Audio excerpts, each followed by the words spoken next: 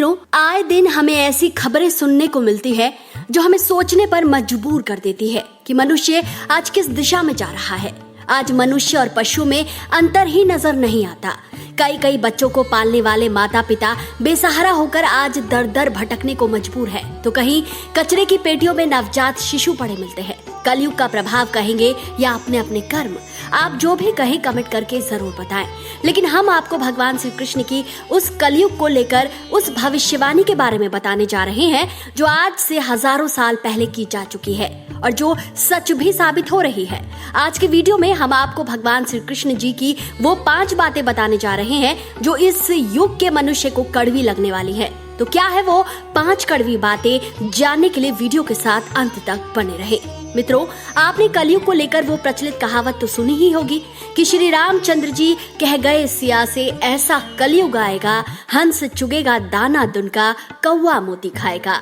लेकिन इस कहावत के अलावा भगवान श्री कृष्ण ने भी कलयुग को लेकर बहुत कुछ कहा है, जिसे जानकर सुनकर आप हैरान होने वाले हैं। महाभारत काल में ही भगवान श्री कृष्ण ने कलयुग के बारे में वो सच बताया है जिसे आज सभी को सुनना चाहिए।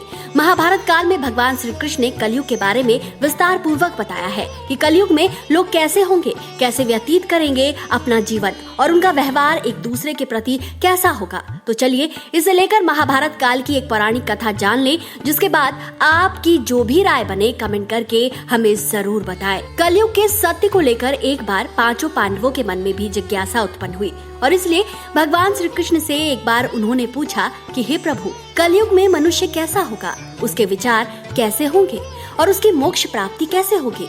जब भगवान श्री कृष्ण ने 5 पांडवों के इस प्रश्न को सुना तो उन्होंने 5 पांडवों को वन में जाने को कहा, लेकिन साथ ही ये भी बता दिया कि तुम वहाँ जो भी देखो उसे मेरे पास आकर विस्तार से बताना। भगवान श्री कृष्ण का आदेश पाते ही 5 भाई वन को चले गए और कुछ समय वन में व्यतीत करने के बाद वापस आए। 5 भाइयों ने वन में जो देखा एक एक करके उन्होंने इसे भगवान श्री कृष्ण को बताया। सबसे पहले 5 भाइयों में से सबसे बड़े भाई युधिष्ठिर सामने आए और उन्होंने भगवान श्री कृष्ण को बताया कि उन्होंने वन में 2 सूंड वाले हाथी को देखा। युधिष्ठिर की बात सुनकर भगवान श्री कृष्ण ने कहा कि हे कुंती पुत्र, कलयुग में भी इसी हाथी की तरह लोग राज करेंगे, जो बोलेंगे कुछ और करेंगे कुछ। ये लोग दोनों ओर से लोगों का शोषण ही करेंगे।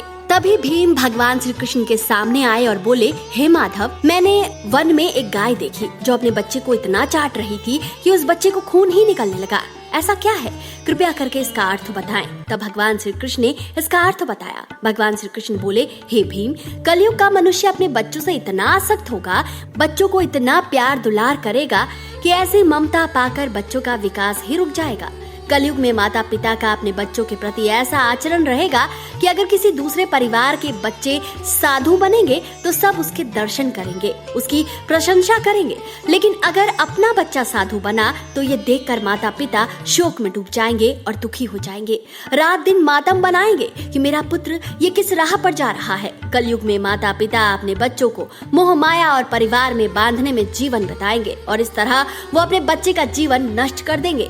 भगवान श्री कृष्ण की बात सुनकर अर्जुन सामने आए और उन्होंने भगवान श्री कृष्ण को बताया कि हे माधव, मैंने तो वन में एक विचित्र पक्षी को देखा जिसके पंखों पर वेद की ऋचाई लिखी हुई थी, लेकिन सबसे आश्चर्यचकित बात ये है कि वो एक मनुष्य का मांस खा रहा था। यह देखकर मैं हैरान हो गया। तब भगवान श्री कृष्ण ने बताया कि कलयुग में ऐसे भी लोग होंगे जिन्हें विद्वान कहा जाएगा और वो चाहेंगे कि किसकी जल्दी मृत्यु हो और किसी भी तरह से उसकी संपत्ति को अपना बना लिया जाएगा। भगवान श्री कृष्ण आगे कहते हैं कि कलयुग में व्यक्ति चाहे जिस भी पद पर रहे, उसकी दृष्टि हमेशा दूसरों की संपत्ति पर ही रहेगी। ऐसे लोग दूसरे के धन को छीनने के लिए हमेशा आतुर होंगे।